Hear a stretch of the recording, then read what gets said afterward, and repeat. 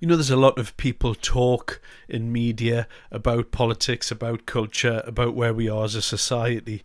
And once in a while, somebody stands up and just nails it to the wall.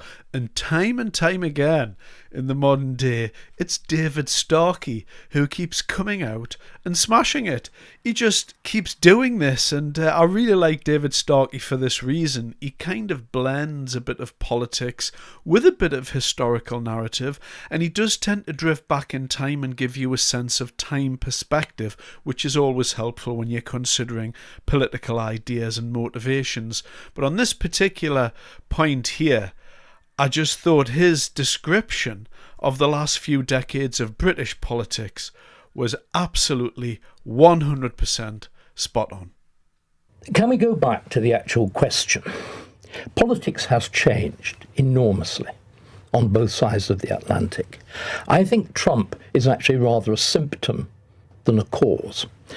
An area that we're all familiar with, social media, was transformed in 2022 by Elon Musk, walking into it with the kitchen sink and restoring it as what he called, I think correctly, as a free marketplace of ideas, as opposed to the kind of ultra-left liberal, which was responsible for my cancellation back in 2020. Oh, no, you were responsible for your cancellation. Hang on, George. I asked David to stop when you were speaking. I'm talking about the machinery as to how it was done. It was done via a Twitter storm. The reason why we've suddenly seen far fewer cancellations is that Twitter no longer acts as the equivalent of trial, jury, and executioner. It depends where you fish, I think. I have no idea. Maybe you haven't, from the gutter to the sewer, as a Labour politician once described those of us on the right. But I think that there's been a form of empowerment. And it's very important, I think, we understand this. And I think Morris might actually support me on some of this. For the last 40 years, increasingly from 1997 onwards, we've been told a series of approved myths. And the approved myths have been like the absolute virtue of a multicultural society, the vital importance of the dramatic and self-damaging response to global warming that George is keen on, a whole series of other issues. Oh, transgenderism, fundamentally belief in various forms of magic. And what's happened is those people that George is so keen to insult, many of them, most of them, Trevor Phillips, who I think he would agree is a fairly sensible... He was on last night. Before I come to Morris, do you want to respond to that, George? But just let's finish. They are now people, like the little boy confronted by the naked emperor. They have seen that our rulers, that our enlarged blob, that hitherto has demonstrated public discourse, has used every device it can to silence opposition, and continues to do so, is naked. Okay. George. That's what's happened. So what David is saying, in effect, is, people like him should be allowed to make overtly racist statements and not get any flack for it. It's this shedding of responsibility. We're constantly told by the right, people have got to take responsibility for themselves. And when they get a bad reaction because they've said something phenomenally stupid, it's suddenly everyone else's fault. Now, of course, we need to hold racism to account. The far right is a very grave threat to democracy. 3 of my great uncles, heroes all, died in the Second World War combating the far right, trying to prevent the far right from invading this country. And so when people like me see the door effectively being held open for them, then I'm going to respond to that, and I'm going to try to stop that from happening. And I think, as any citizens who care about freedom, democracy, justice, we should join that effort and try to keep the far right out. Fascinating, isn't it? Listening to people like Mr. Monbiot. You get the feeling that for a long time, people like George here have had it their own way.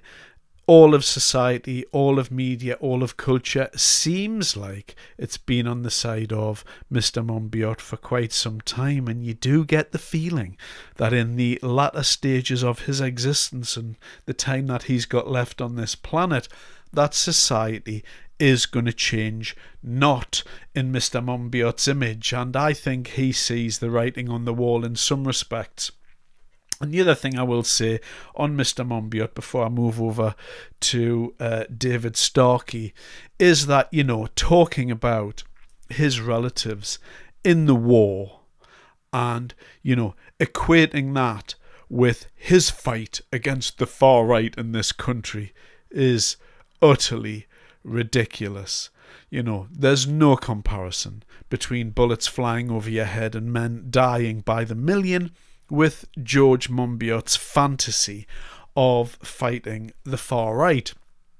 A lot of this stuff labelling far right, Nigel Farage, Reform, Tommy Robinson, anybody that attends a march or does a protest or something like that, labelling these people as far right is completely and utterly ridiculous in my opinion, because I believe that George Monbiot wouldn't know a far right person if they quite literally walked up to him and, give him a good shake, because he's never met, I would imagine, anybody from the real far right, because people from the real far right, I can tell you because I've debated some of them on X, people from the real far right don't like Tommy Robinson. They consider him an ally with people like Netanyahu, etc. So the far right are no friends to Tommy Robinson. Neither are they friends to Nigel Farage, who they believe to be a sellout also. And all of these monikers that people like George Monbiot put on, Nigel Farage and all the people, most of those people have never even met anybody on the far right. And I can tell you that when you go onto X and you debate anybody and you cruise through those murky depths, you will meet people who really are from the far right. You will meet real Nazis, and I can tell you, having met those people and tried to converse with them, that they are and can be quite a nasty bunch. And, generally speaking, they don't poke their heads up in polite society, which is what we're doing here. They stay in their own corner of the internet, and I'm glad that those people choose to stay in their corner of the internet. I don't want to mix with them, and they certainly don't want to mix with me, and never the twain shall meet, and I'm quite happy with that. And I do always find it funny when media personalities come out and start throwing the far right term, because there is a far right. They really do exist, and most of these journalists have never met anybody like that in their lives. And, just to surmise what David Starkey was saying there, the multicultural lie, global warming, magic non-binary thinking, and, there's little more that I can add. David Starkey is, a million times the orator that I am, and he's far better at describing this stuff. And I find the man to be mesmerising at times. You just listen to him, and fascinating gentleman in his own right.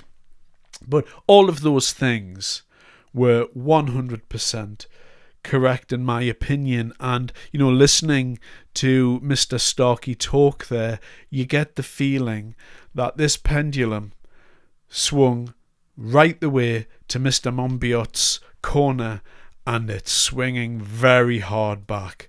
And, there's a feeling in society, and it's permeating all society, that the days of left-wing media having it all its own way and us putting up with this multicultural lie, which is, the lie of multicultural society virtue, was a brilliant way to put it, I thought, and the net zero narratives and the rest of the narratives and all of the other arguments that go on, particularly related to left-wing economics, etc. They're being exposed, aka the Emperor's new clothes, and we are entering into a new time. And every day that goes by, this becomes more and more prominent and more clear, and long may it continue, in my opinion. Thanks very much for your time.